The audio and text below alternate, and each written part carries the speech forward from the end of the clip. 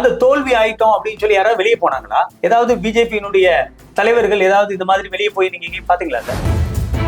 Sir 15 தொகுதிகளுக்கு மேல அனைத்து இந்திய அண்ணா திராவிட முன்னேற்ற கழகம் தனியா நின்று ஜெயிச்ச தொகுதி பாஜக வாங்கியிருக்கு.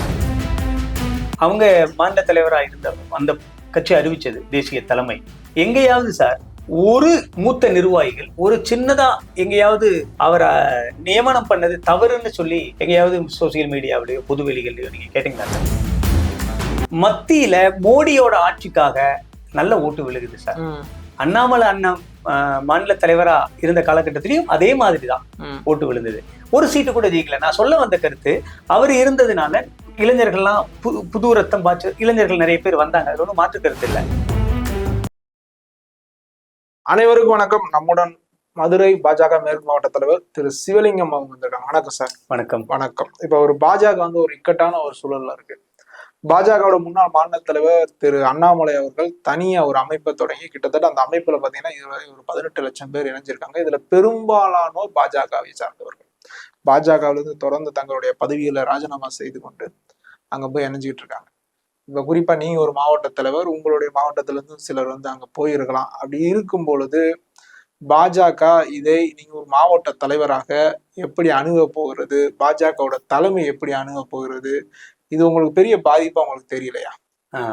வணக்கம் சார். பாரதிய ஜனதா கட்சியினுடைய முன்னாள் மாவட்ட தலைவர் மரியாதைக்குரிய திரு அண்ணாமலை அவங்க மாநில தலைவர் முன்னாள் மாநில தலைவர் மரியாதைக்குரிய அண்ணாமலை அவங்க பாரதிய ஜனதா கட்சியிலிருந்து விலகி அவர் பி த லீடர்னு புது அமைப்பு உருவாக்கி போயிட்டார். நிறைய பேர் நீங்க சொன்ன மாதிரி இங்கேயும் சிலர் போயிருக்கிறாங்க. அந்த போனவங்க அது ஒரு அமைப்பு அப்படின்ற அடிப்படையில கொஞ்சம் பேர் போயிருக்காங்க. அது ஒரு அரசியல் இயக்கம் அப்படின்னு தெரியாம போன பாஜகவுல தன்னுடைய பதவியை ராஜினாமா பண்ணிட்டு அந்த மாதிரி கொஞ்சம் பேர் போயிருக்காங்க. கொஞ்சம் பேர் தெரியாம போயிருக்காங்க. அதுல போனவங்ககிட்ட எல்லாம் பேச்சுவார்த்தை பேசிக்க இருக்கிறோம். எந்த அடிப்படையில அவங்களுடைய கருத்துக்கள்லாம் கேட்டு அவங்கள கூப்பிட்டு பேசுறாங்க. தலைவர்கள் கூட பேசுறாங்க. அந்த அடிப்படையில் போனவங்க கொஞ்சம் பேர் திரும்ப எல்லாம் வந்திருக்கிறாங்க. இப்போ நீங்க சொன்ன மாதிரி ஒரு பெரிய சவால் ஒரு சவால் தான் எங்களுக்கு. பெரிய பின்னடைவெல்லாம் அப்படி இல்லை சார். ஏன்னு கேட்டீங்கன்னா, பாரதிய ஜனதா கட்சி நாடு முழுக்க இதே மாதிரி நிறைய தலைவர்கள் பாரதிய ஜனதா கட்சியில சில மாநிலங்கள்ல இப்போ குறிப்பா தென் தமிழ்நாட்டுல, தென் மாநிலத்துல, கர்நாடகாவில் எடியூரப்பா அவங்க முதலமைச்சரா இருந்தவங்க, அவங்க அடிப்படையில கீழே இருந்து கிரவுண்ட்ல இருந்து கட்சியை வளர்த்து கொண்டு வந்தவங்க சின்ன சின்ன கருத்து வேறுபாடுல தனியா ஒரு இயக்கம் ஆரம்பிச்சாங்க. திரும்ப பாஜகவில் இணைஞ்சிட்டாங்க. அது மாதிரிதான் இங்கேயும் கொஞ்சம் பேர் போயிருக்கிறாங்க. ஒரு பாஜகவோட நிர்வாகியா நான்லாம் சார் 1992 என்னோட 8 வயசுல இருந்தே RSSல நான் வந்தவன். ஒரு 10 ஆண்டு காலம் நான் முழு நேர ஊழியரா RSSக்கு கீழே மலைவாழ் மக்கள்ல வேலை செஞ்சேன். பாரதிய ஜனதா கட்சியில இப்போ ஒரு 16 ஆண்டு காலமா முழு நேரமா நான் வேலை செஞ்சுட்டு இருக்கிறேன். இந்த சித்தாந்தத்தின் அடிப்படையில தான் அங்க தலைவர்கள் அந்த சித்தாந்தத்தை எடுத்துட்டு வீச்சா செயல்படுகிற கட்சியினுடைய தலைவர்கள்லாம் முன்னிலைப்படுத்தி கட்சி வேலை செய்யும். அந்த தலைவர்களை எடுத்துக்கிட்டு நாங்க வேலை செய்வோம். அந்த அடிப்படையில 2019 அண்ணாமலை அண்ணா பாரதி 2020 அந்த காலகட்டத்தில் வந்தாங்க. வந்தோன்னா மாநில துணைத் தலைவரா இருந்தார். அப்புறம் கட்சி மாநில தலைவரா அவருக்கு பொறுப்பு கொடுச்சு சார்.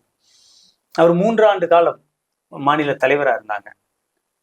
அவங்களுக்கு ஞாபகப்படுத்தின சார், அண்ணாமலை அண்ணன் மாநில தலைவர் ஆகும்போது அதுக்கு முன்னாடி ரொம்ப சீனியர் தமிழ்நாட்டில் இருக்கிறாங்க.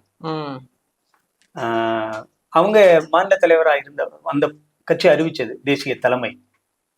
எங்கேயாவது சார் ஒரு மூத்த நிர்வாகிகள் ஒரு சின்னதா எங்கேயாவது அவரை நியமனம் பண்ணது தவறுன்னு சொல்லி எங்கேயாவது சோசியல் மீடியாவிலேயோ பொதுவெளிகள்லயோ நீங்க கேட்டீங்களா சார்? இல்ல வெளியே வெளிப்படுத்தாம இருக்கலாம். இல்ல சார், அதுதான் பாரதிய ஜனதா கட்சியோட சார் வெளியே வெளிப்படுத்த சார். ஒருத்தருக்கு விருப்பம் இருக்கலாம் சார், தனிப்பட்ட மனிதனுக்கு எனக்கு விருப்பம் இருக்கலாம் இந்த பொறுப்புக்கு வரணும் அப்படின்னு சொல்லி. ஆனா கட்சி ஒருத்தர் தலைவரை அறிவிச்சதுக்கு அப்புறம் அதை ஏத்துக்கிட்டு வேலை செய்யற ஒரு ஐடியா, அதான் சார் கொள்கை சார்ந்த தலைவர்கள். அப்படித்தானே இருந்தோம். அதே மாதிரி அவரோட தலைமையில சார் 2024 பாராளுமன்ற தேர்தல் குறிப்பா சொல்லுவாங்க, தமிழ்நாட்டுல அதிமுகவோட கூட்டணி வர்ற சூழ்நிலை இருந்தது. அன்னைக்கு தலைவரா இருந்த அண்ணாமலை அவங்களுடைய கருத்தை ஏத்துக்கிட்டு தேசிய தலைமையை ஏத்துக்கிட்டு தமிழ்நாட்டில் இருக்க தலைவர்கள்லாம் அவர் மாநில தலைவர் சொல்ற கருத்தின் அடிப்படையில தனியா நின்றோம். திமுகவுக்கும் அதிமுக இல்லாம பாரதிய ஜனதா கட்சி தலைமையில ஒரு கூட்டணி அமைச்சு அந்த தேர்தல்ல ஒரு சீட்டு கூட ஜெயிக்கல சார். ஒரு சீட்டு கூட ஜெயிக்கல. யாராவது இல்ல சார், அதுக்கு முன்னாடி 2019 நடந்த நாடாளுமன்ற தேர்தல அதிமுக கூட்டணி வச்சு ஒரு சீட்டு கூட இது பூஜைகளை ஒரே ஒரு சீட்டு தேனி தான் ஜெயிச்சிச்சு. Correct sir. அண்ணாமலை வந்தனாலதான் வந்து ஒரு சீட்டு கூட இல்ல சார், நீங்க சொல்ற கருத்தை நான் ஏத்துக்கிறேன்.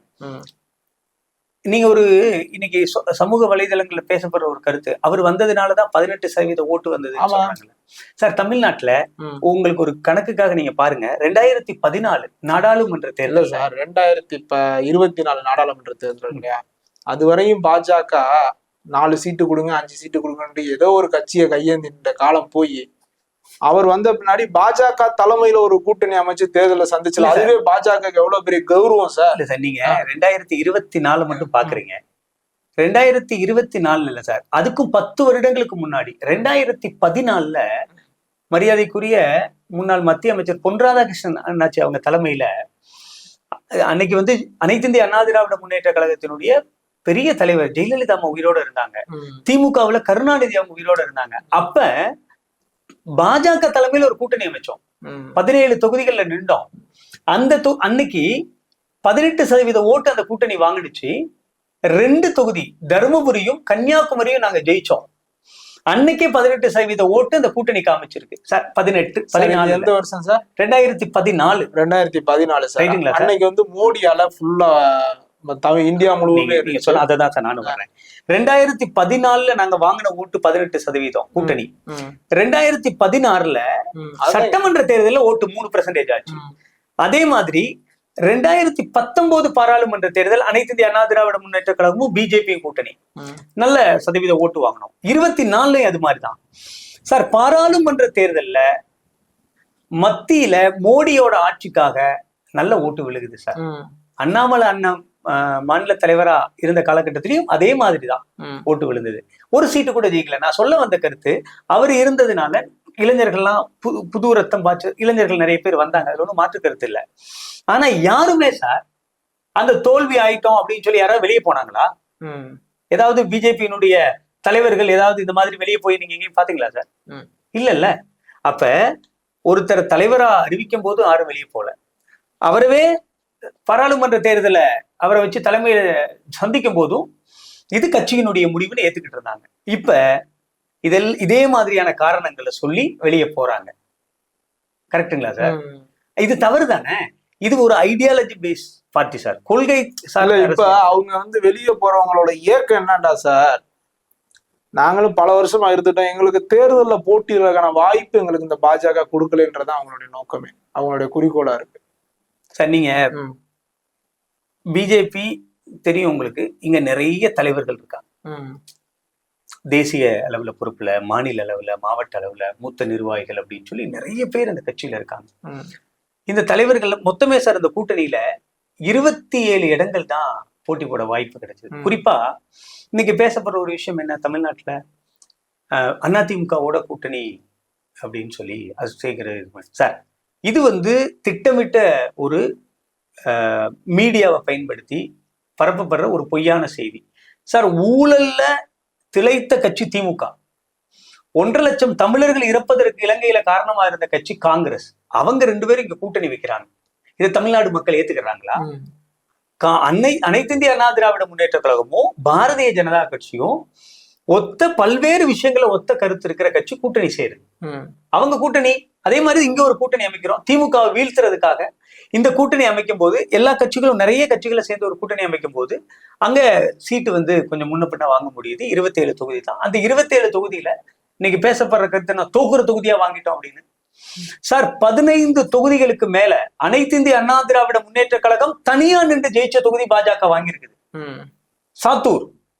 அதே மாதிரி எங்களுடைய மத்திய அமைச்சர் முருகன் நின்றார்ல,